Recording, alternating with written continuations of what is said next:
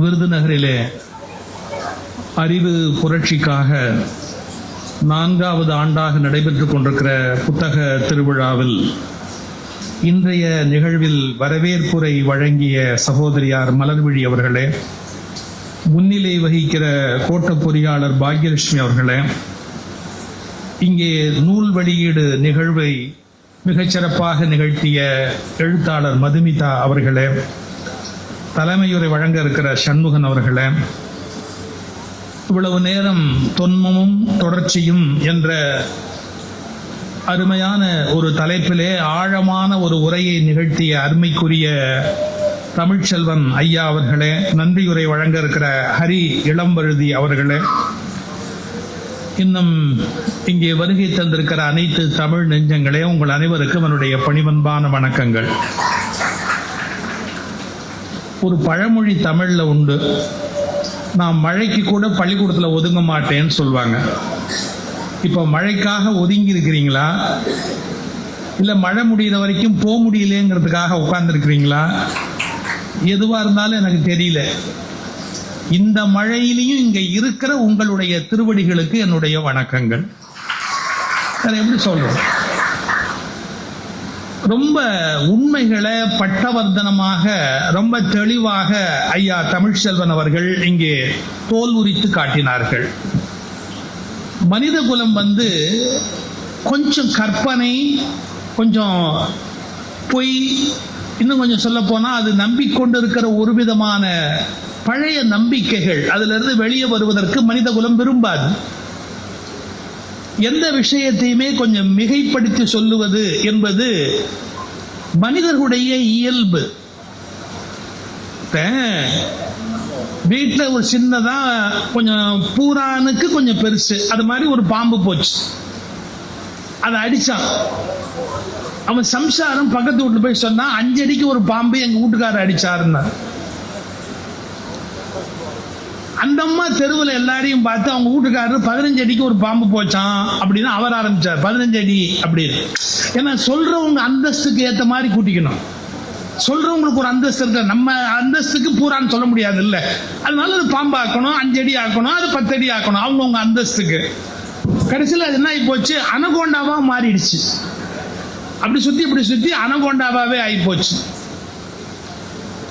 இது அந்த ஊருக்கு ஒரு புதுசா ஒரு துறவி வந்தாரு. அந்த துறவிகிட்ட ரொம்ப பெருமையா சொன்னாங்க, அது மாதிரி அந்த வீட்டுல ஒரு பெரிய மனுஷன் இருக்காரு, அவரு இது மாதிரி 550 அடிக்கு ஒரு பாம்பு அடிச்சாருன்னா.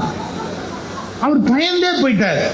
இவ்வளவு பெரிய மனுஷன் இருக்க ஊர்ல நம்ம என்ன பண்றதுன்னு அவன் வீட்டுக்கு கேட்டாரு, எப்பா நீ 550 அடி பாம்பு அடிச்சியான்னு கேட்டாரு.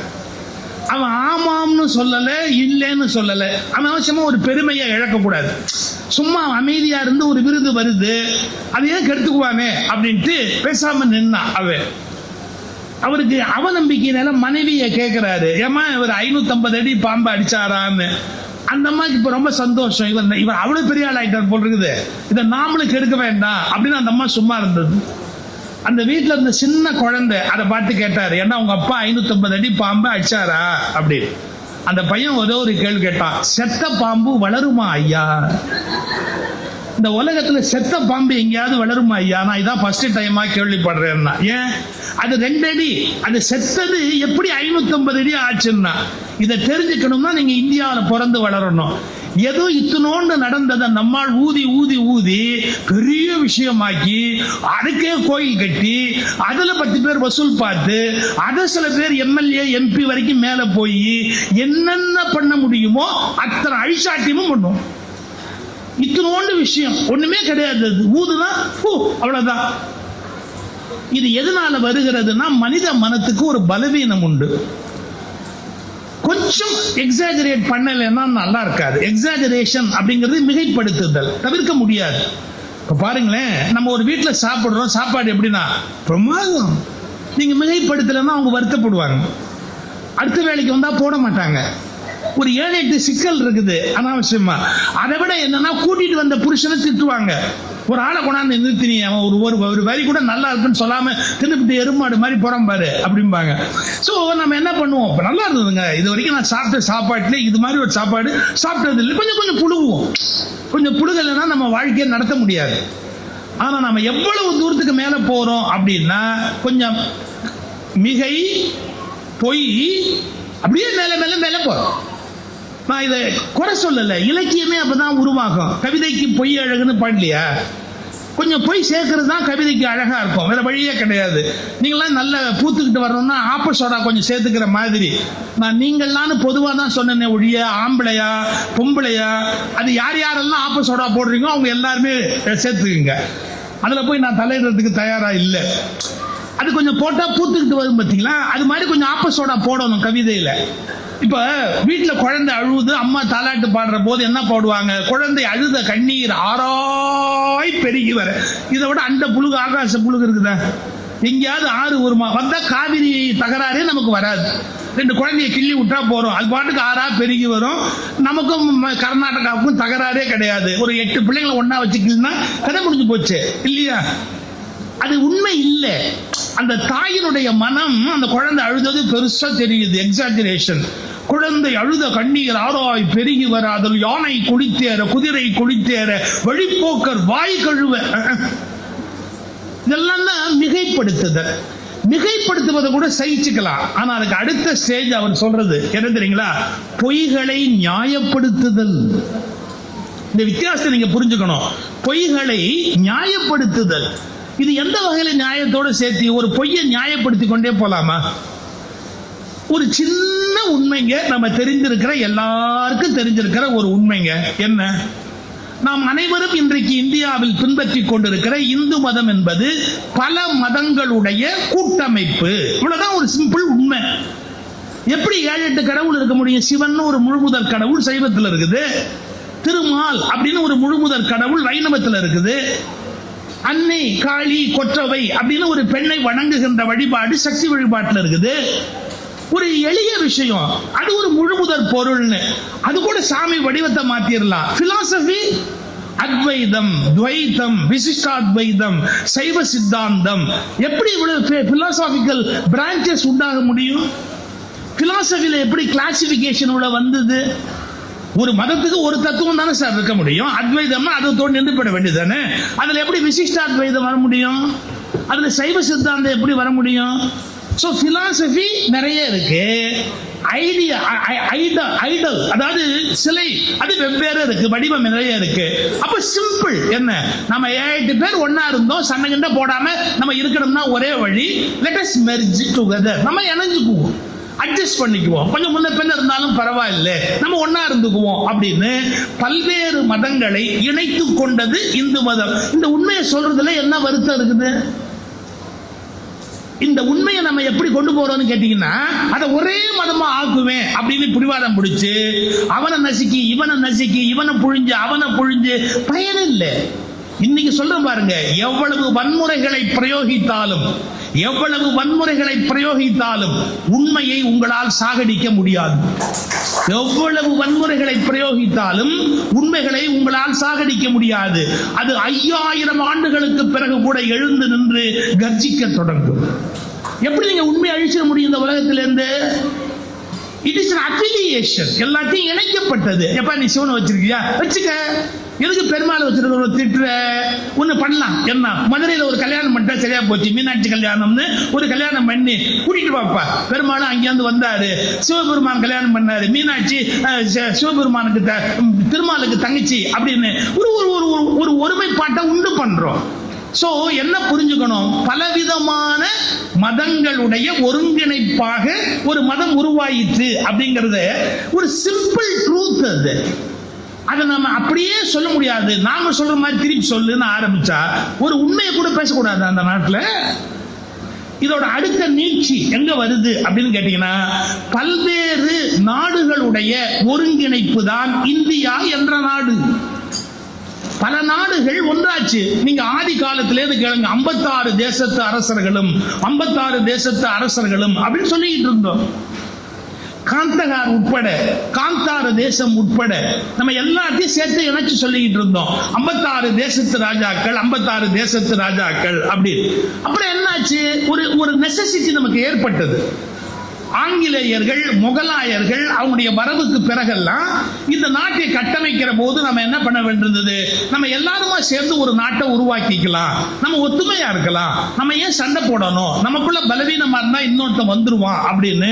நான் தமிழ் பேசுறேன்பா, நான் கன்னடம் பேசுறேன்பா, நான் மலையாளம் பேசுறேன்பா, நான் ராஜஸ்தானி பேசுறேன், மராட்டி பேசுறேன், எது வேணாலும் பேசலாம்பா, நம்ம என்ன வேணாலும் சாப்பிடலாம்பா. ஒருத்தன் கோதுமை சாப்பிடுவான், ஒருத்தன் அரிசி சாப்பிடுவான், ஒருத்தன் கேழ்வரகு சாப்பிடுவான், ஒருத்தன் தலப்பா மேல கட்டிக்குவான், ஒருத்தன் வந்து இடுப்புல கட்டிக்குவான், என்னமோ ட்ரெஸ் பண்ணுவோம், விதவிதமா உடுத்துவோம், விதவிதமா பேசுவோம், விதவிதமா இருப்போம். ஆனா நம்ம எல்லாரும் ஒன்னா சேர்ந்து ஒரு நாடா இருக்கலாம் அப்படிங்கிறது ஒரு நல்ல பண்பாட்டினுடைய முடிவு. இப்ப எல்லாரும் இணைஞ்சு ஒரு நாடா ஆயிருக்கிறோம் அப்படிங்கிற அந்த கருத்தை மனசுல வாங்கிட்டா சண்டை போட மாட்டோம். ஏன்னா நம்ம ஏற்கனவே தனித்தனியா இருந்தோம், சேர்ந்து இருக்கிறோம். தனியா இருப்பது பலம் அல்ல, பலவீனம் என்று தெரிந்து கொண்டு சேர்ந்திருக்கிறோம் அப்படிங்கிறது ஒரு உண்மை.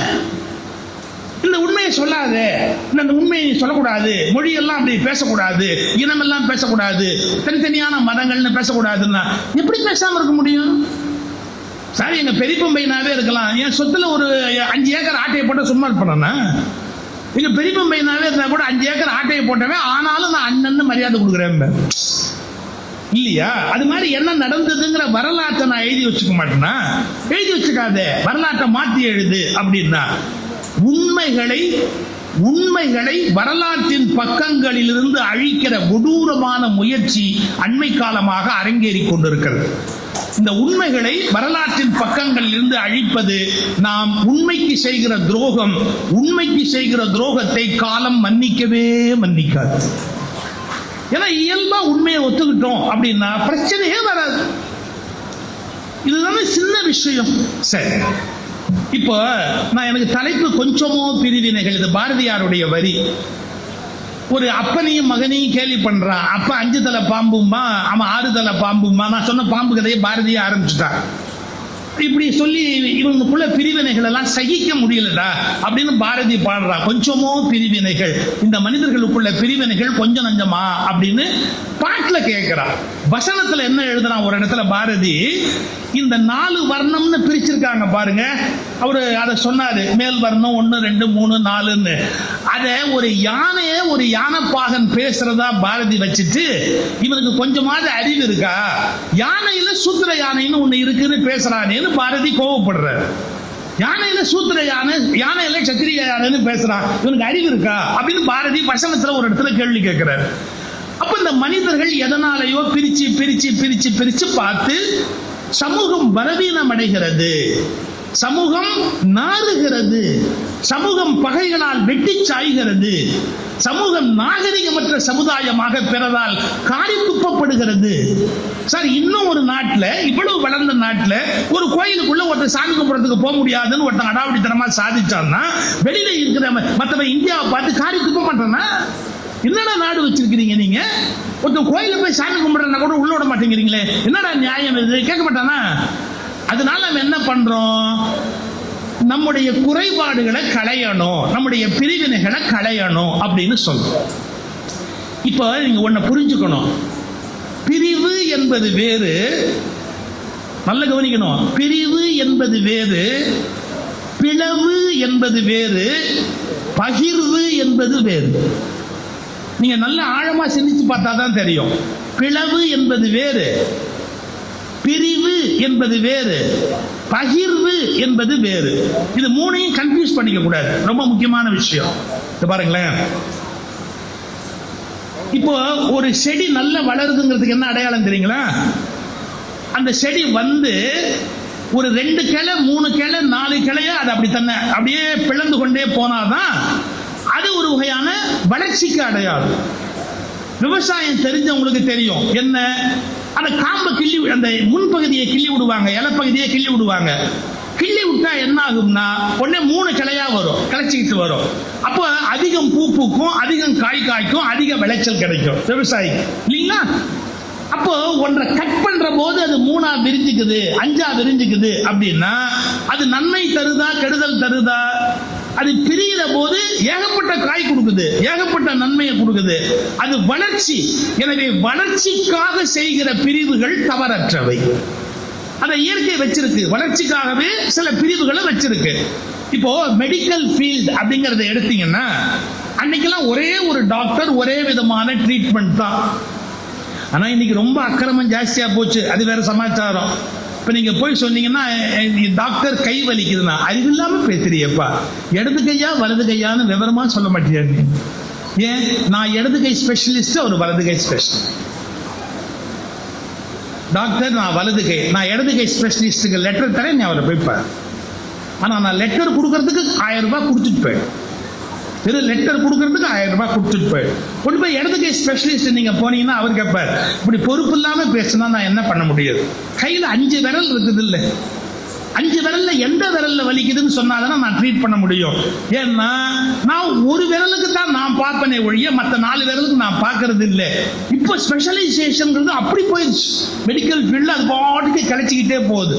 நான் இதை நியாயப்படுத்துறேன்னு விஷயம் நினைக்காதீங்க. ஆனா அப்போ ஒரு ஆஸ்பத்திரி, ஒரு டாக்டர்னா ஒரு MBBS அதோட நின்று போயிடும். இப்ப கண்ணுக்கு நுட்பமா பார்க்க வேண்டியிருக்கு. கண்ணுல உங்களுக்கு லென்ஸ் உள்ள வைக்கிறதுனா அது ஒரு டைப் ஆஃப் ஆபரேஷன். உள்ளுக்குள்ள நரம்புகள்ல கை வைக்கிறதா இருந்தா அது ஒரு டைப் ஆஃப் ஆபரேஷன். மூளைக்கு உள்ளேயே ஒரு குழாயை உள்ள விட்டு அதுல போய் அடைப்பு ஏதாவது இருந்தா எடுத்துப்பாரு அப்படின்னு அதுக்கு ஒரு ஆபரேஷன். ஹார்ட்ல ஒரு குழாயை உள்ள விட்டு பிளம்பிங் வேலையை காஸ்ட்லியா பாக்குறது. பிளம்பர் வேலையவே காஸ்ட்லியா. பிளம்பர் 10 ரூபாய் 100 ரூபாயில போவாரு, இவர் 5 லட்சம் 10 லட்சம் ரூபாய் வாங்குவாரு. அதான் ஒரே ஒரு வித்தியாசம். அப்படி அந்த அந்த அந்த பிளம்பிங் உள்ள பார்த்தா அதுக்கு ஒரு ஸ்டென்ட் வச்சா அது ஒரு டைப் ஆஃப் ஸ்பெஷலிஸ்ட்.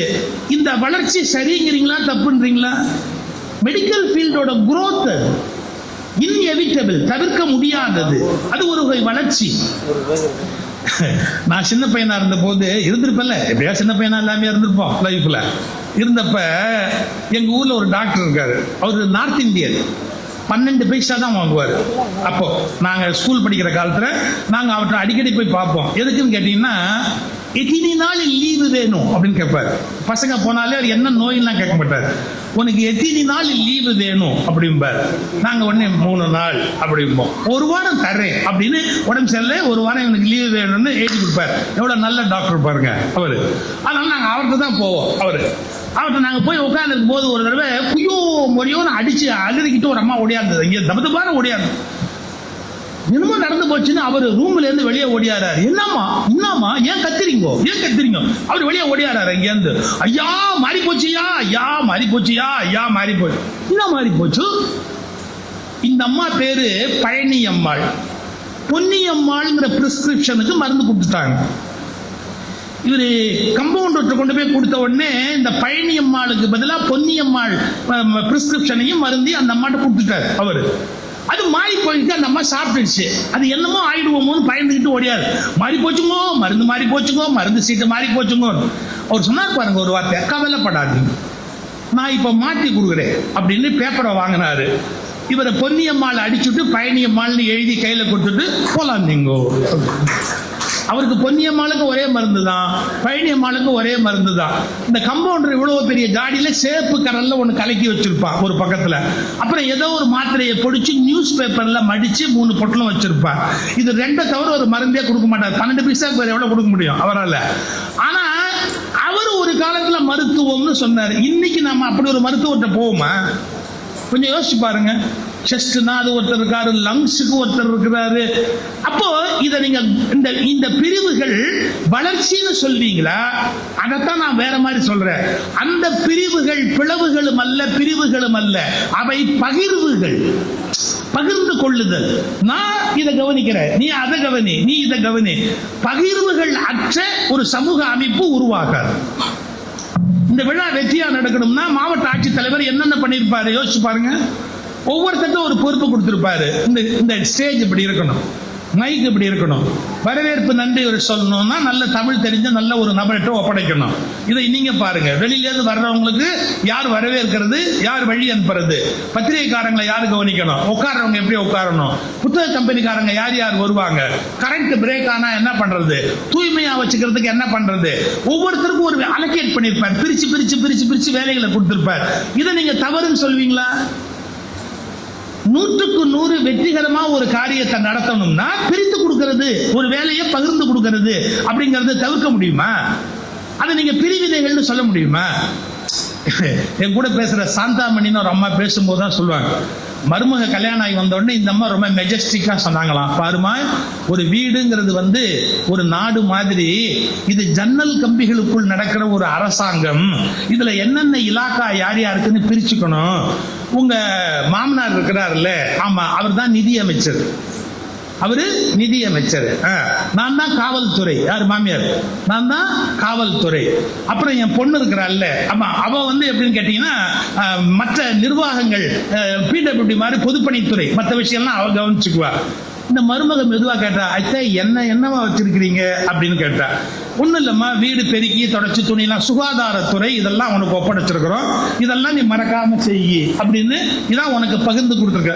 அவன் சொன்னா, எதுக்குத்தே இவ்வளவு பெரிய பிரச்சனையா எல்லாம் வேண்டாம், மாமா பெரிய ஆளு நீங்க பெரிய ஆளு, பேசாம நான் ஒண்ணு எதிர்கட்சி தலைவரா இருந்துக்கிறேன், அதுதான் சௌரியமா இருக்கும்னு நான் நினைக்கிறேன், எனக்கு இதெல்லாம் கொடுக்காதீங்க அப்படின்னு. சார், யாரோ ஒரு வீட்டுல ஒரு ஃபங்க்ஷன் நடந்தா கூட வேலைகளை பகிர்ந்து கொடுக்கணுமா இல்லையா? அதிகாரத்தை பகிர்ந்து கொடுக்கணுமா இல்லையா? டெசிஷன் மேக்கிங் சார் இப்பவும் உண்டு. 20 லட்சம் ரூபாய் வரையில் டிசி கையெழுத்து போடலாம், 50 லட்சம் ரூபாய் வரையில் ஒரு விஷயத்தை முடிவெடுக்க வேண்டியிருந்தா யார் கையெழுத்து போடலாம்? ஜாயிண்ட் கமிஷனர் கையெழுத்து போடலாம். 1 கோடி ரூபாய்க்கு மேல ஒரு திட்டத்தில் கையெழுத்து போட வேண்டியிருந்தா அடிஷனல் கமிஷனர் கையெழுத்து போடலாம். அதுவே 5 கோடி ரூபாய்க்கு உரியதா இருந்ததுன்னா கமிஷனர் கையெழுத்து போடணும். அதுவே 15 கோடி ரூபாய்க்கு இருந்ததுன்னா அந்த சீஃப் செக்ரட்டரி, அந்த செக்ரட்டரி லெவல்ல இருக்கிறவங்க கையெழுத்து போடணும். இதெல்லாம் தவிர்க்க முடியுமா? In administration, classification is essential. Without classification, you cannot run an administration. So, அதை நீங்க தவிர்க்க முடியாது. பிரிவுகள், அந்த பிரிவுகள் பகிர்வுகள், நீ இதை வச்சுக்கோ, நீ இதை வச்சுக்கோ, நீ இதை வச்சுக்கோ, நீ இது வரைக்கும் இதை ஒழுங்கா நடத்து அப்படின்னு சுகாதாரத்துறைக்கு ஒரு அமைச்சர் இருக்காரு, கல்வித்துறைக்கு ஒரு அமைச்சர் இருக்கிறாரு. இதெல்லாம் இப்படி எல்லாம் பிரிச்சு வச்சிருக்கிறீங்களே, பிரிச்சாதான் நிர்வாகத்தை நல்லா பண்ண முடியும். சோ பிரிவினை என்ற வார்த்தையை தப்பா எடுத்துக்கூடாது. நான் மாறி பேசுறேன், உன்னை விட்டு மாறி பேசுறேன்னா நான் எதிரின்னு பொருள் இல்ல. இந்த நாட்டின் நிர்வாகம் நன்றாய் நடப்பதற்காக உனக்கு அதிகாரம் என்ன, எனக்கு அதிகாரம் என்ன என்று பகிர்ந்து கொள்வதை பற்றி தான் பேசுகிறேனே ஒழிய பிரித்துக் கொள்வதை பற்றி நான் பேசுவதில்லை. பகிர்ந்து கொள்வதை மட்டும்தான் நான் பேசுகிறேன். இந்த கிளாரிட்டி பல பேருக்கு தெரியல. இப்படி பேசுறாங்க, இவங்க எல்லாம் தேச விரோதிப்பா, அது எப்படிப்பா இவங்க பாட்டுக்கு இப்படி எல்லாம் பேசலாம்? பகிர்ந்தாதான் நாடு உருப்படும். சார், இங்க இருந்து பக்கத்து நாடு பாகிஸ்தான். பாகிஸ்தான்ல லேட்டஸ்டா ஒரு கான்ஸ்டிடியூஷனல் அமெண்ட்மெண்ட் வந்தது தெரியுமா உங்களுக்கு? பாகிஸ்தான்ல, அந்த பாகிஸ்தான்ல ஜனாதிபதினு ஒருத்தர் இருக்கார் தெரியுமா? இருக்காரு, இன்னும் உயிரோடு இருக்கிறார். பாகிஸ்தான்ல ஒரு ஜனாதிபதி இருக்கிறார், ஒரு பிரதம மந்திரி இருக்கிறார். எங்க பாகிஸ்தான்ல ஒரு பிரதம மந்திரி இருக்கிறார். இருக்கிறாரா? இருக்கிறார். அந்த உச்ச நீதிமன்ற நீதிபதி இருக்கிறாரா? இருக்கிறார். உச்ச நீதிமன்றம் இருக்குது, நீதிபதி இருக்கிறார். இவங்க 3 பேரை விட யாரா பவர்ஃபுல்னு கேட்டா அவங்க ராணுவ தளபதி முனீர். கான்ஸ்டிடியூஷனல் அமெண்ட்மெண்ட் கொண்டாந்துருக்கிறாங்க. என்ன கொண்டாந்துருக்கிறாங்க? அந்த நாட்டு ஜனாதிபதியை விட, அந்த நாட்டு பிரதம மந்திரியை விட, அந்த நாட்டு நீதிமன்றங்களை விட அதிக அதிகாரம் உடையவர் முனீர். அதுவும் எவ்வளவு காலம்? அவர் உயிரோடு இருக்கிற வரை, ஆட்சி காலம் வரை அப்படின்னு கொடுத்துட்டாங்க அவருக்கு. இது ஒரு சரியான பகிர்வா இருக்க முடியுமா? ஒரு தனி மனிதனுக்கு சகல அதிகாரங்களையும் ஒப்படைக்கக்கூடிய ஒரு ஆட்சி முறை என்பது சரியான ஒரு அதிகாரமாக இருக்க முடியுமா? நம்முடைய முன்னோர்கள் எவ்வளவு பெரிய அறிவாளிகள் தெரியுமா? இந்த நாட்டினுடைய அரசமைப்பு சட்டத்தை சரியாக கவனித்தால் இந்த நாட்டில் ஒரு காலத்திலும் ராணுவ ஆட்சி வரவே முடியாது. நீங்க இந்த மாதிரி ஒரு அரசமைப்பு சட்டம் நுட்பமா கவனிச்சீங்கன்னா இந்த நாட்டில் காரணம் யாரிடத்திலும் அதிகாரம் குவிவதை நம்முடைய அரசமைப்பு சட்டத்தை உருவாக்கியவர்கள் விரும்பவில்லை. அந்த அதிகார பகிர்வு எப்படி வச்சிருக்கிறாங்க நீங்க பார்க்கணும். பக்கத்து நாடு பாகிஸ்தான் அதிகார பகிர்வை எப்படி வச்சிருக்கு, பக்கத்து நாடு பங்களாதேஷ் அதிகார பகிர்வை எப்படி வச்சிருக்கு, குட்டியோடு நாடு இலங்கை அது எப்படி வச்சிருக்கு. எதனால நாசமா போச்சு இந்த நாடுகள் எல்லாம், எதனால நாசமா போச்சு? ஆனா இத்தனைக்கும் மத்தியில இந்தியா ஏன் இன்னும் வாசமா இருக்கு, நாசமா இல்ல வாசமா இருக்குன்னு கேட்டா அரசமைப்பு சட்டத்தில் இருக்கிற அதிகார பகிர்வு முறை. இந்த நாட்டில் யாரு பெரியவன்? நம்ம ஒரு கேள்வி கேட்பாங்க, ஜனாதிபதி பெரியவரப்பா? பெரியவங்க தான், மரியாதைக்குரியவங்க தான், யாரும் இல்லைன்னு சொல்லல. உச்ச நீதிமன்றம் பெருசாப்பா? ஆமாப்பா பெரியவங்க தான்ப்பா, யாரும் இல்லைன்னு சொல்லல. அப்ப பிரதம மந்திரி கவர்மெண்ட் பெருசா? ஆமா பெருசாப்பா. யாரை விட யார் பெரியவங்க? வாய்மூடு. யாரை விட யார் பெரியவங்க? வாய்மூடு. ஏன்? யாரும் யாரையும் விட பெரியவங்க இல்லை. எல்லாத்தை விட சத்தியம் தான் மேலானது, தர்மம் தான் மேலானது, அரசமைப்பு சட்டம் தான் மேலானது. 3 பேருமே இதுக்கு வேலைக்காரங்க. 3 பேருமே இதுக்கு வேலைக்காரங்க. ஒரு 4 வருஷம் 5 வருஷம் 8 வருஷம் 10 வருஷம் வேலை பார்த்துட்டு மரியாதையா வெளியே போனோம். எப்படி? 4 வருஷம் 5 வருஷம் மரியாதையா வேலை பார்த்துட்டு மரியாதையா வெளியே போனோம். எல்லாத்தையும் விட நான் பெரிய ஆளுன்னு ஆரம்பிச்சா பாகிஸ்தானுக்கு நடக்கிற கதி தான் இந்தியாவுக்கும் ஆயிடும். நான் ஏன் கவலைப்படுறேன், ஏன் பதறேன் அப்படின்னா, அண்டை நாடு அழிவதை பார்த்த பிறகும் இந்த நாட்டு மக்களுக்கு அறிவு வரவனா? அதிகார பகிர்வு என்பதில் இந்த நாட்டு அரசியல் சட்டம் எப்படி வச்சிருக்கு பாருங்க. பார்லிமெண்ட் அப்படின்னு ஒண்ணு இருக்கு, அதே மாதிரி மாநிலத்தில் சட்டமன்றம் அப்படின்னு ஒண்ணு இருக்கு. அதுல பிரதிநிதிகள் கூடி எல்லாம் சேர்ந்து ஒரு முடிவு எடுக்கிறாங்க. அப்படி எடுக்கிற முடிவுக்கு காரணம் பார்லிமெண்ட்டும் அதை கண்ட்ரோல் பண்ற கவர்மெண்ட்டும். ஏன்னா பார்லிமெண்ட்ல தான் கவர்மெண்ட் எலெக்ட் ஆகுது. ஆனா மறந்துடாதீங்க, இவங்க அந்த சட்டத்தை எழுதிட்டதுனாலேயே அந்த சட்டத்தை நீதிமன்றம் ஒத்துக்கணும்னு அவசியம் கிடையாது. அந்த சட்டம் செல்லாதுன்னு அறிவிக்கிற அதிகாரம் நீதிமன்றத்துக்கு இருக்குது. நீதிமன்றத்துக்கு இருக்குது. அப்ப நீதிமன்றம் தான் பவர்ஃபுல்லா கிடையாது. அந்த நீதிபதியை வெளியே போ அப்படின்னு தீர்மானம் நிறைவேற்றுற அதிகாரம் பார்லிமெண்ட்டுக்கு இருக்குது. இப்ப நீங்க யாருக்கு இந்த நாட்டில் அதிகாரம் கொடுத்திருக்கிறாங்க? நீதிபதி தப்பு பண்ணா பார்லிமெண்ட் பெறலாம், பார்லிமெண்ட் தப்பு பண்ணா நீதிபதி ஸ்டாப் பண்ணலாம். இதுதான் முறையான அதிகார பகிர்வு. அப்ப நம்ம புரிஞ்சுக்கணுமா இல்லையா? யாரும் யாரையும் அடக்க கூடாது. இந்த நாட்டில் அரசுக்கு எந்த ஒரு அதிகாரம் இருக்கு? சட்டமன்றம் முதலமைச்சர் அவருக்கு ஒரு அதிகாரம் இருக்கு, பாராளுமன்றம் பிரதமர் அவருக்கு ஒரு அதிகாரம் இருக்கு, அதே மாதிரி நீதிமன்றம் நீதியரசர்கள் அவர்களுக்கு ஒரு அதிகாரம் இருக்கு. அதே மாதிரி இந்த இதற்கெல்லாம் தாண்டி இதை நிர்வாகம் செய்யக்கூடிய அரசு, அந்த அரசுக்கு ஒரு பெரிய அதிகாரம் இருக்கு. ஆனா எந்த இடத்திலும் அதிகார மோதல் வராதபடி ஒண்ணு அடக்கிற மாதிரி. எப்படி தெரியுங்களா? பார்லிமெண்ட்டுக்கு பதில் சொல்ல வேண்டிய பொறுப்பு யாருக்கு உண்டு? பிரைம் மினிஸ்டருக்கு உண்டு. சட்டமன்றத்துக்கு பதில் சொல்ல வேண்டிய பொறுப்பு யாருக்கு உண்டு? முதலமைச்சருக்கு உண்டு. ஏன்னா சட்டமன்றத்தில் நீங்க விளக்க சொல்லி ஆகணும், கேள்வி கேட்டா பதில் சொல்லி ஆகணும். அப்போ நீங்க பதில் சொல்ல வேண்டிய பொறுப்பு இருக்கு. அதுல ஒரு அதிகபட்சமான மெஜாரிட்டி உறுப்பினர்கள் எழுந்திருச்சு நீங்க சொல்றது தப்பு அப்படின்னா அரசு கவுந்து போச்சுன்னு அர்த்தம். அப்ப நிரந்தரமான அதிகாரி அல்ல பிரதமரோ முதல்வரோ, யாருமே நிரந்தரமானது அல்ல. பாராளுமன்றம் சட்டமன்றத்தின் ஒப்புதலை பெறுகிற வரையில் தான் அவர்களுக்கு அதிகாரம் உண்டே ஒழிய இந்த நாட்டில் நபர்களுக்கு அதிகாரம் இல்லை. அந்தந்த பதவிகளுக்கு மட்டும்தான் பொறுப்பு தரப்பட்டிருக்கிறது. இந்த பகிர்வு இருக்கு இல்லையா, அது பிரிவினை இல்லை. இது நம்ம ரொம்ப நுட்பமாகவும் சரியாகவும் புரிஞ்சுக்கணும். சார் இப்ப கூட ஒரு ஜட்ஜ்மெண்ட் வந்த போது நம்ம எல்லாரும் ஒரு வருத்தப்பட்டோம். அதை பத்தி நான் இங்க பேசுறதுக்கான லா ஃபோரம் இல்லை இது. ஆனா ஒண்ணு சொல்றோம் பாத்தீங்களா, நாம டைம் ஃப்ரேம் அப்படிங்கிறது ஜனாதிபதிக்கும் கவர்னருக்கும் இதுக்கு முந்தின 2 பேர் பெஞ்சில் கொடுத்தாங்க. அதை இவங்க ஒத்துக்கல. எங்களுடைய அபிப்பிராயப்படி அப்படி டைம் ஃப்ரேம் நம்ம கொடுக்க முடியாது அப்படின்னாங்க.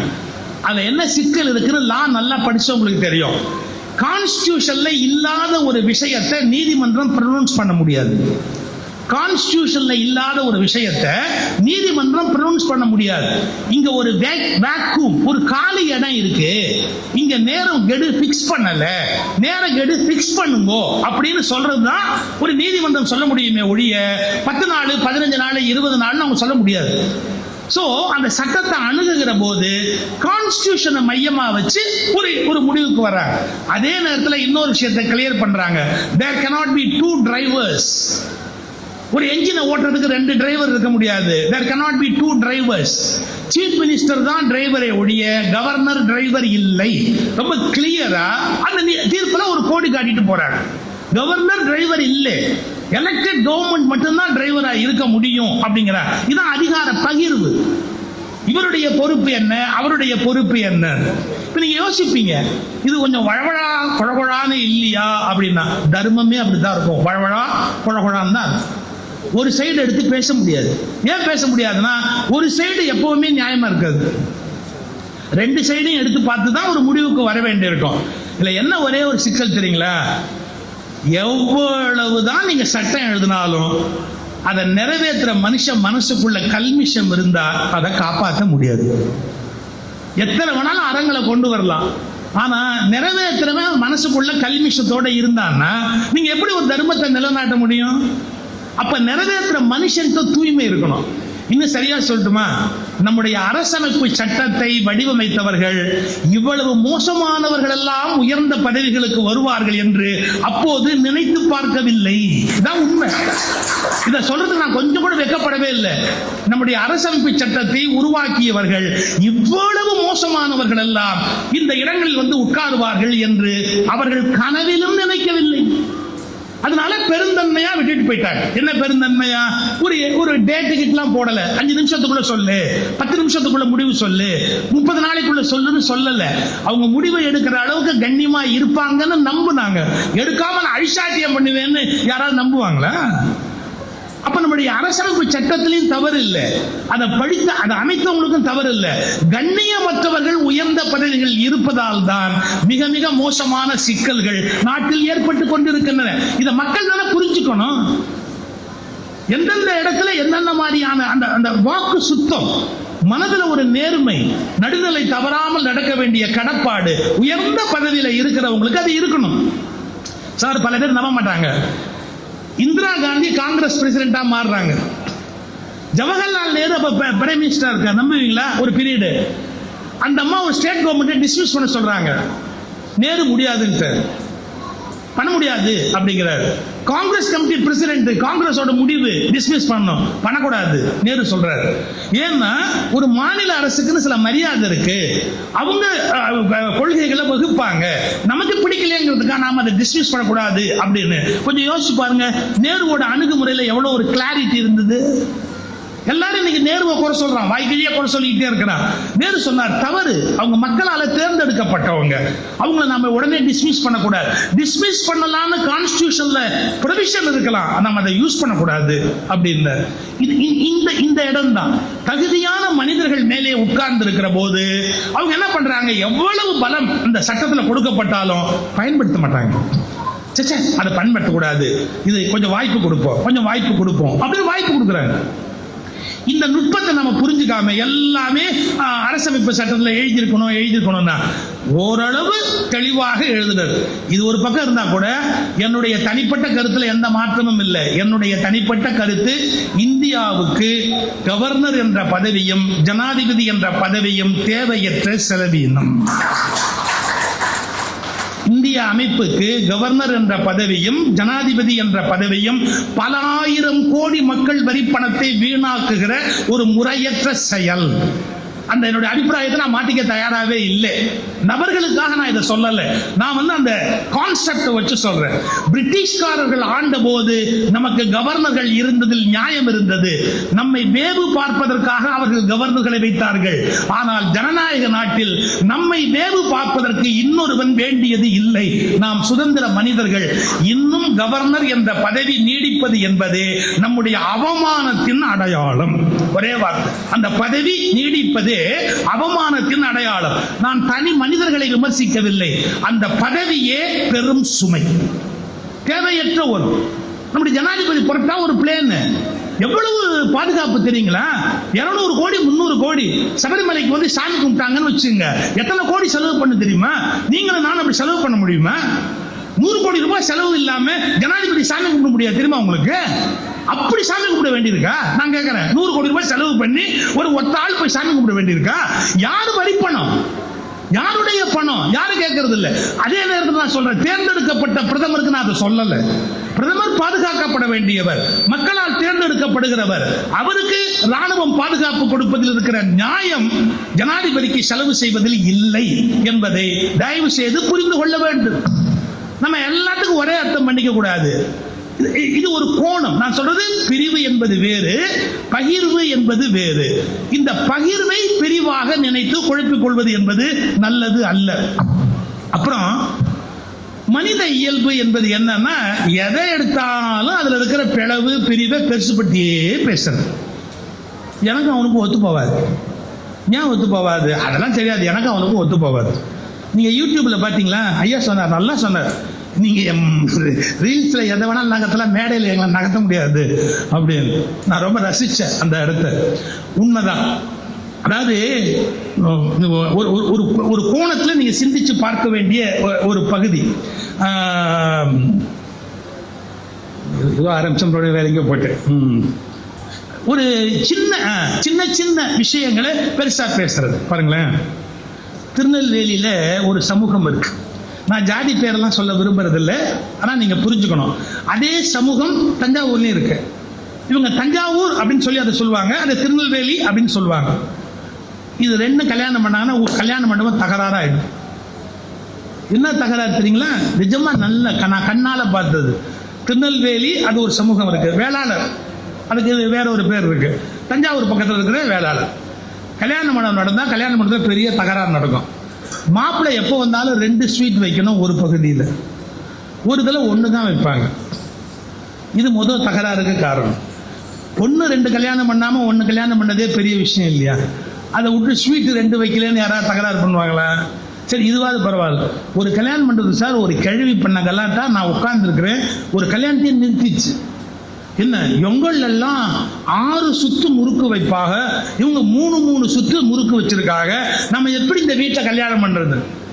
எந்த முறுக்கையும் அந்த பாட்டியால திங்கவே முடியாது. அது 3 சுத்தா இருந்தாலும் சரி, 6 சுத்தா இருந்தாலும் சரி, பல்லே இல்லை, அதனால திங்க முடியாது. திங்க முடியாத முறுக்குக்கு அது கல்யாணம் பண்ணும். நாங்கள்லாம் 6 சுத்து முறுக்கு வைப்போம், 3 சுத்து முறுக்கு இருக்கு. எப்படி? நான் சொன்னேன், 2 தின்னேன், 2 ஒன்னா தின்னு தொலைய, யாரு வேண்டாம்னா? இதுக்கு போய் கல்யாணத்தை நிறுத்தணும்னு கல்யாணா பண்றீங்க. எங்க பழக்கமே வேற, அவங்க பழக்கமே வேற. என்ன பெரியார் தான் கேட்டார், கலப்பு திருமணம்னா? என்னடா கலப்பு திருமணம்? நாய்க்கு மனுஷனுக்குமா கலப்பு கல்யாணம் பண்ணி வைக்கிறா? மனுஷி தானே, அதுல என்னடா பெருசா பேசிக்கிட்டு கலப்பு திருமணம்னு அதை போட்டுக்கிட்டு திருமணம்னு போடுறாரு. இயல்பு தானே, சின்ன விஷயம். Sir, VK. ராமசாமின்னு ஒரு நடிகர் இருந்தார், தெரியும் உங்களுக்கு? நல்ல ஹியூமரஸா பேசுவார் வி.கே. ராமசாமி. இந்த ஊருக்காரரா? ஓ, ரொம்ப சந்தோஷம், ரொம்ப சந்தோஷம். ஓ, அப்படியா? நல்ல நடிகர். அவருடைய காமெடி உங்களுக்கு எல்லாருக்குமே ரொம்ப. அவரும் நம்ம குமுதத்துல எல்லாம் கதை எழுதுவாரு. சாண்டில்யன் தெரியுங்களா உங்களுக்கு? கடல் புறா, பெரிய பெரிய நாவலா எழுதுவார் சாண்டில்யன். சாண்டில்யனும் அவரும் பெஸ்ட் ஃப்ரெண்ட்ஸ். நீங்க அது ரொம்ப ஆச்சரியம். வி.கே. ராமசாமி சினிமா துறை, இவர் எழுத்தாளர். வடப்படம் பேசிக்குவாங்க 2 பேரும். ஒரு நாள் என்னாச்சு, சாண்டில்யன் புறப்பட்டு வி.கே. ராமசாமி வீட்டுக்கு போறாரு. வா, ஒரு கல்யாண வீட்டுக்கு நிச்சயதார்த்தத்துக்கு போறேன், வரியா அப்படின்னு. சாண்டில்யன் சொன்னார், உன் வீட்டுல சாப்பிடலாம்னு வந்தேன், நீ எங்க கூட்டு போனாலும் அங்க சாப்பிட வேண்டியதுதான், போலாம் வா. அவங்க ரொம்ப பெஸ்ட் ஃப்ரெண்ட்ஸ். அவங்க நேரம் அந்த கல்யாணத்துக்கு போனாங்க. கல்யாணம் நிச்சயதார்த்தம் டைம் சொல்லியிருக்காங்க. 7 ஆச்சு, 7:30 ஆச்சு, 8 ஆச்சு, நிச்சயமே நடக்கல. சாண்டில்யன் கேட்டாரு, என்னது ஒண்ணுமே நிச்சயதார்த்தம் நடந்த மாதிரி தெரியல. அது தெரியல, சாப்பிட போலாமா? நிச்சயமே நடக்கல, அதுக்குள்ள சாப்பாட்டுக்கு போலாம் கிடையாது. நடக்காது, நிச்சயம் நடக்காதுன்னு தெரிஞ்சு போச்சு, வா சாப்பிடலாம் அப்படின்னாரு. ஏன் நின்று போச்சு? இல்ல, தாம்பூலம் மாத்துறத பத்தி பேசும்போதுதான் நாங்க வேற ஜாதி அவங்க வேற ஜாதின்னு தெரிஞ்சு போச்சு. வேற ஜாதியா? எல்லாம் ஏற்பாடு பண்ணிக்கிட்டீங்க, பேசிக்கிட்டீங்க. அப்புறம் இல்ல, நான் சமூகம் பேர்லாம் சொல்ற வழக்கம் எனக்கு இல்லைங்க, எனக்கு ஜாதியில நம்பிக்கை இல்லைங்க, நான் ஜாதி பார்த்து வாழ்ந்தவனும் இல்லைங்க, என்னுடைய சிந்தனை வேற. உங்களுக்கு புரிய வைக்கிறதுக்காக நான் இப்ப சொல்ல வேண்டியிருக்கு, இல்லைன்னா நான் சொல்லிட்டு கூட மாட்டேன். வாணிப செட்டியார்கள்னு ஒரு பகை, அதுல வி.கே. ராமசாமி அவர் சொல்றாரு, நாங்க தாலி தட்டு மாத்தும் போது தான் உண்மை தெரிஞ்சது, அவங்க வேற வாணிப செட்டியாரு, நாங்க வேற வாணிப செட்டியாரு, கல்யாணம் நின்று போச்சுங்க. 2 பேரும் வாணிப செட்டியார், அப்புறம் எப்படி வேற? இல்ல, ஒட்டமாட்டு வாணிபம்னு ஒண்ணு இருக்கு, ரெட்டமாட்டு வாணிபம்னு ஒண்ணு இருக்கு. ஒட்டமாட்டு வாணிபமும் ரெட்டமாட்டு வாணிபமும் நாங்க சம்பந்தம் பண்ண மாட்டோம். சாண்டில்யன் சொன்னார் பாருங்க, ஒண்ணு அவனை ஒரு மாட்டை வித்துற சொல்லு, இல்ல இவனை ஒரு மாட்டை வாங்கிட சொல்லு.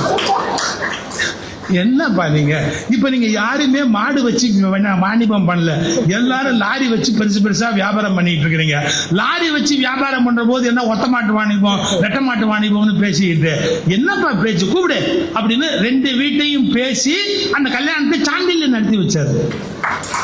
இந்த செய்தி எனக்கு எப்படிதான் சாண்டில்யம் ஒரு விழாவில் சொன்னார். இந்த எப்படி நடந்ததுன்னு ஒரு முறை ஒரு பேசும்போது ரொம்ப ரொம்ப சார் சாண்டில்யம் ரொம்ப ஹியூமரஸா பேசுவார். வி.கே. ராமசாமி எவ்வளவு ஹியூமரோ அவ்வளவு ஹியூமரஸா பேசுவாரு சாண்டில்யம். எதுக்கு சொல்ல வர, இது ஒரு சின்ன விஷயம். சமூகத்துல கொஞ்சம் முன்ன பின்ன இருக்கும். தஞ்சாவூர் பிள்ளைமாரு, திருநெல்வேலி பிள்ளைமாரு, இதெல்லாம் ஒரு பெரிய விஷயமா. சார் தருமபுரம் மடத்துக்கும் திருவாவூர் மடத்துக்கும் என்ன வித்தியாசம்னு ஒரு முறை ஒரு இது, ஒருத்தர் முடி வளர்ப்பாங்க ஜடாமுடி, இன்னொருத்தர் வந்து சிகை வழிச்சுக்குவாங்க. ஆனா திருவள்ளுவர் 2யுமே வேணானார். மழித்தலும் நீட்டலும் வேண்டாம் தெளிவா எழுதினார்.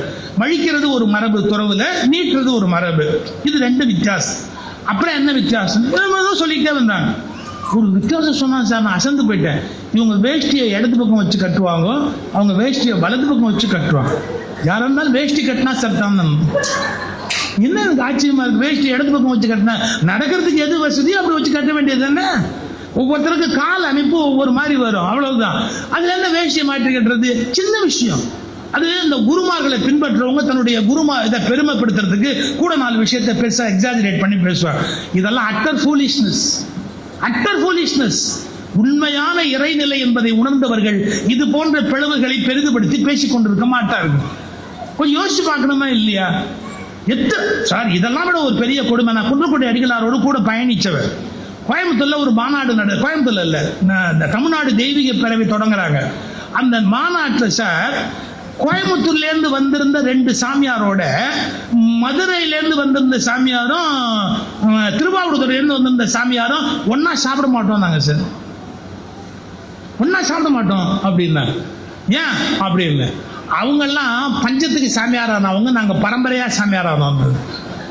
பரம்பரை இருந்தாலே சாமியார் இல்லை, நாங்கெல்லாம் பரம்பரையான சாமியார், அது பஞ்சத்துக்கு சாமியார் இருந்தார். என்னன்னு கேட்டா அசைவம் சாப்பிட்றவங்களா இருந்து சைவமா மாறி வந்தவங்களாம் அவங்கெல்லாம். இவங்க பரம்பரையோ சைவமா, இது ஒரு பெரிய விஷயமா பிரிவுது. சைவமும் அசைவமும் அவங்களுடைய பர்சனல் சாய்ஸ், நல்லா புரிஞ்சுக்கோங்க. It is a personal choice. அது அவங்களும் அவங்க குடும்பமும் டாக்டரும் முடிவு பண்ணுமே ஒழிய அதை யாரும் தெருவில் போறவங்க முடிவு பண்ண முடியாது. நீ சைவம் சாப்பிடணும் அசைவம் சாப்பிடணும் வேற யாருக்குமே அது ரைட்ஸ் கிடையாது. அவன் முடிவு பண்ணலாம், அவன் குடும்பம் முடிவு பண்ணலாம், இல்லாட்டி அவங்க டாக்டர் முடிவு பண்ணலாம். யாருமே இல்லாம அசைவம் சாப்பிடுறவங்க எல்லாருமே கொஞ்சம் குறைஞ்சவங்க யாராவது பேசலாமா? அப்படி தப்பு இல்லையா? ஏதோ ஒரு பிரிவினையை கொண்டு வந்து உயர்வு தாழ்வு கற்பிப்பது என்பது என்ன வகையில் நியாயம்? நான் ஒரு முறை சொல்லும் போது கிளாசிபிகேஷன் அப்படிங்கிறது இல்லாம அட்மினிஸ்ட்ரேஷன் இல்லைங்கிற மேனேஜ்மெண்ட் பிரின்சிபல் எனக்கு தெரியும். கிளாசிஃபை பண்ணும், கிளாஸ் 1, கிளாஸ் 2, கிளாஸ் 3, கிளாஸ் 4. அதே மாதிரி தானே சார் கீதையிலையும் வந்து வர்ணாசிரமம் பிரிக்கப்பட்டிருக்குன்னு ஆர்கியூ பண்ணுவாங்க. ஒன்றை மறந்துடக்கூடாது, ரொம்ப தெளிவா ஒண்ணு மறந்துடக்கூடாது. என்ன, பை பர்த் இந்த இதெல்லாம் பிரிக்கல, ஆனா அங்க பை பர்த் பிரிச்சிருக்கு. பை பர்த் பிரிக்க கூடாது அப்படிங்கிற தெளிவு நமக்கு ஏற்படணுமா இல்லையா? பை பர்த்டே ஒருத்தன் கிளாஸ் 1, பை பர்த்டே ஒருத்தன் கிளாஸ் 2, பை பர்த்டே ஒருத்தன் கிளாஸ் 4, அது அயோக்கியத்தனம் இல்ல? ஏதோ ஒரு நிர்வாகம்னு வரும்போது கிளாஸ் 1 கிளாஸ் 2 தவிர்க்க முடியாது. ஆனா அது பை பர்த் அப்படின்னு டிசைட் பண்ற போது நாங்க ஒத்துக்க மாட்டோம். பிறப்புக்கும் எல்லா உயிருக்கும் எங்க கோட்பாடு. அப்படி இருக்கிற போது நாங்க ஏன் அதை ஏத்துக்கணும்? சோ கிளாசிபிகேஷன் நியாயப்படுத்தணும்னா அதுல நிஜமான லாஜிக்கல் ரீசன்ஸ் இருக்கு. இப்ப பிளட்ல இருக்கு, ஒரு பிளட் குரூப் இன்னொரு பிளட் குரூப் கொடுக்க கூடாது. சில குரூப் தான் ஒத்து போகும், அது ஒன்னோட ஒண்ணு. ஆனா நீங்க இஷ்டத்துக்கு யாரு பிளட் வேணாலும் யாருக்கும் ஏற்றிட முடியாது. அந்த கிளாசிபிகேஷன் நியாயப்படுத்தக்கூடிய ஒண்ணு இல்லைங்களா? அது தவிர்க்க முடியாது மெடிக்கல் சயின்ஸ்ல. ஆனா இந்த பொண்ணை கொடுக்க கூடாது அப்படிங்கிறதுலையும் அவன் ஒண்ணு கொண்டாந்து வச்சு கிளாசிபிகேஷன் வச்சு பேசினா அது எப்படி ஏத்துக்க முடியும்? இதைதான் புரிஞ்சுக்கணும். நியாயமான பகிர்வுகள் என்பது என்ன, நியாயமற்ற பகிர்வுகள் என்பது என்ன. ஒவ்வொரு வகையிலையும் தொடர்ந்து ஒரு காலத்துல அநீதி நடந்துகிட்டார். இந்த நூற்றாண்டுல கூட சார் கோயிலுக்குள்ள யாரும் போகக்கூடாது அப்படின்றத பிடிவாதமா பேசுறாங்க சார். அதெல்லாம் அவங்கெல்லாம் கோயிலுக்குள்ள போகக்கூடாது, தப்பு, அது போகவே கூடாது, தவறு. எப்படி இப்படி பேசுறது? பெருந்தலைவர் காமராஜர் அதை மாத்துறதுக்கு ஒரு பியூட்டிஃபுல் ஐடியா பண்ணார். அவன் போகக்கூடாது இவன் போகக்கூடாது சொல்லாது, கக்கன் அவங்கள அறநிலையத்துறைக்கு அமைச்சராகவே ஆக்கணும். யாராவது சொல்லி பாரு, இப்போ யாராவது சொல்ல முடியுமா? இப்போ ஸோ யோசிக்கணும். பிரிவுகளையும் பிளவுகளையும் பெருசுபடுத்திக்கிட்டே போனா ஒரு மதம் பலவீனம் அடையும், ஒரு நாடு பலவீனம் அடையும். பலவீனம் வேண்டான்னு நம்ம எல்லாம் ஒன்று சேர்ந்து உட்கார்ந்து இருக்கிறோம். அப்போ ஒருத்தர் குத்திக்கிட்டே இருந்தா வலிக்காதா? யாருக்கு வலிக்குமோ அவன் கோவப்பட மாட்டானா? இந்த உண்மைகளை எல்லாம் நாம மனம் விட்டு பேசுவதற்கு தயாரா இருக்கும். அதே மாதிரி சடங்குகள் ஒரு ஒரு ஒரு சமூகத்துக்கு இன்னொரு சமூகத்துக்கு வித்தியாசமா இருக்கும். அதெல்லாம் ஒரு பெரிய விஷயமே இல்லை. இன்னைக்கு சடங்கே இல்லாம திருமணம் பண்ணா கூட தான் குழந்தை பிறகுது. அதை விட கொடுமை பல. என்னதான் நல்ல முறையா திருமணம் பண்ணாலும் இப்பெல்லாம் ஃபெர்டிலிட்டி சென்டர் உதவி இல்லாம குழந்தை பிறக்க மாட்டேங்குது. எப்படி ஆகி போச்சு பாருங்க இந்த நாட்டில். ஃபெர்டிலிட்டி சென்டர் உதவி இல்லாம குழந்தையே பிறக்க மாட்டேங்குது.